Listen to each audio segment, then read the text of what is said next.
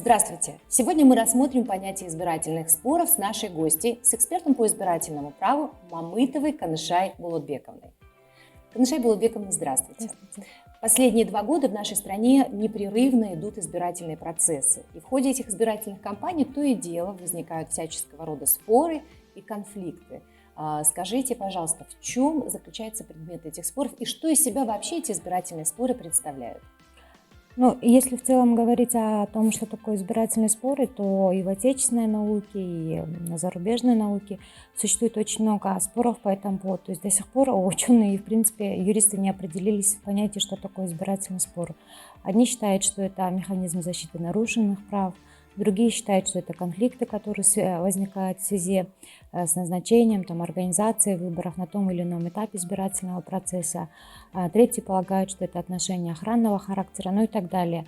Но, на мой взгляд, самое главное, что вот эта система разрешения избирательных споров, она должна своей конечной целью иметь восстановление законности, целостности избирательного процесса. Потому что избирательные споры возникают в основной массе в связи с предполагаемым нарушением чьих-то избирательных прав или каких-то норм избирательного законодательства.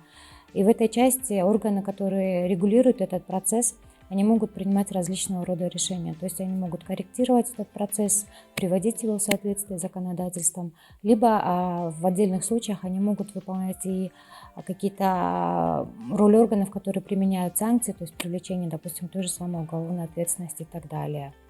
Коротко это понятие избирательных споров. Спасибо большое, много стало более понятным, однако возникает вопрос такой. Какие наиболее часто встречающиеся причины этих избирательных споров вообще есть в так называемом списке, может быть, если можно так выразиться?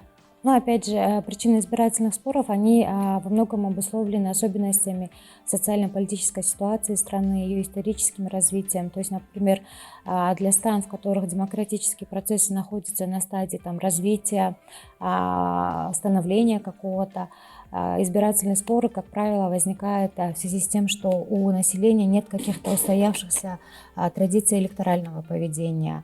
Они могут возникать также в связи с низкой правовой политической культурой участников избирательного процесса. Но в целом вообще нужно понимать, что выборы – это тот процесс, в котором всегда участвует очень большой круг объектов. И эти субъекты, они имеют интересы, цели, которые противоречат друг другу, то есть они вступают в противоборство. И, соответственно, эта политическая борьба и нарушение субъектами, которые участвуют в выборах, где-то прав друг друга, где-то просто норм законодательства, оно, я думаю, является характерной причиной избирательных споров для многих стран, и не только для стран, которые находятся на стадии развития демократических процессов. В целом, все понятно, спасибо большое. А в случае, если кандидат или какая-то политическая партия считает, что нарушили их права, то куда они вправе обратиться? Интересный вопрос получается, потому что, смотрите, есть различные виды классификации избирательных споров в зависимости, допустим, от типа выборов, от стадии выборов. И один из видов классификации избирательных споров – это в зависимости от того, какой орган рассматривает этот избирательный спор. То есть в данном случае, если участники процесса, то есть это и избиратели могут обращаться, и кандидаты, и политические партии, наблюдатели, и средства массовой информации, даже сами органы госвласти, на примере, допустим, прошедших выборов, когда в Центральную избирательную комиссию обратился Госкомитет по делам религии с обращением по поводу одной из политических партий, которая раздавала агитационные материалы возле Центральной мечети. То есть даже сами госорганы могут быть субъектами обращений, и, соответственно, здесь круг, он, в принципе, неограниченный. Но другой момент, что для того, чтобы обращаться, субъект обращения, он должен выполнить определенные требования. То есть, в первую очередь, это, конечно, вправе обращаться то лицо, которое считает, что его права были нарушены, либо то, которое видит, что было нарушение, и, соответственно, оно должно приложить доказательства этого нарушения. При этом очень важно отметить, и это я думаю, должны знать все, что у нас запрещаются анонимные жалобы. Соответственно, если вы обращаете жалобы, заявления, вы в обязательном порядке должны указать свои фамилия, имя, отчество, контактные данные, адрес, чтобы вас можно было найти. Потому что на практике, допустим, моей работы в предыдущие годы в качестве эксперта той же самой Центральной избирательной комиссии я часто сталкивалась с ситуацией, когда было обращение, фамилия, инициалы, ни телефона, ни адреса. Вот как этого человека найти, как пригласить его на заседание, как у него какие-то доказательства дополнительные требовать. То есть вот эти вот полнота данных заявителя, это очень важно для самого заявителя, для обеспечения его прав.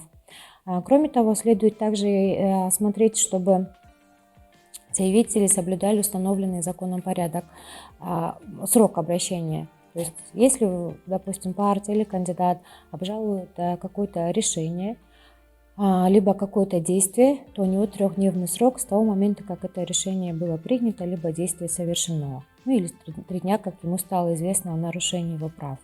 По истечении этих сроков, по идее, жалобы не будут приниматься и не будут рассматриваться. То есть избирательный процесс, он как бы такой процесс, он короткий во времени. Соответственно, все действия должны быть четко выполнены в определенные сроки, чтобы не тормозить последующий цикл.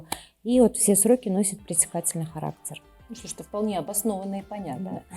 Еще один вопрос. Какие решения могут принимать органы по результатам рассмотрения обращений по избирательным спорам? Ну, здесь еще, да, то есть, как я уже ранее говорила, субъекты могут обращаться в различные органы, и обращение зависит, идти в какой орган зависит от моей цели. Допустим, вот я кандидат, и я хочу обратиться с жалобой. И в этом случае очень важно понимание цели моей жалобы. То есть если я хочу, чтобы на основании моей жалобы было приведено в соответствие какое-то избирательное действие, ну, допустим, там, я не знаю, там, неправильно записали мои данные, там, допустим, как кандидата, или я как избиратель обратилась с заявлением о том, что я не нахожу себя в списке избирателей, то есть я этим заявлением какое-то действие привожу в соответствие с законом. В этом случае понятно, что я должна обращаться в избирательную комиссию. Избирательная комиссия – это тот основной орган, который в основной массе рассматривает все избирательные споры. Но надо при этом иметь в виду, что избирательные комиссии, они выполняют не только корректирующие функции, то есть не только в роли корректора, который действия субъектов приводит в соответствие с законом. Избирательные комиссии, они зачастую выполняют и функции, когда они налагают санкции. Вот, допустим, отмена регистрации кандидата или отмена регистрации политической партии – это санкция, которая применяется к виновному кандидату или партии за то, что он совершил какое-то нарушение.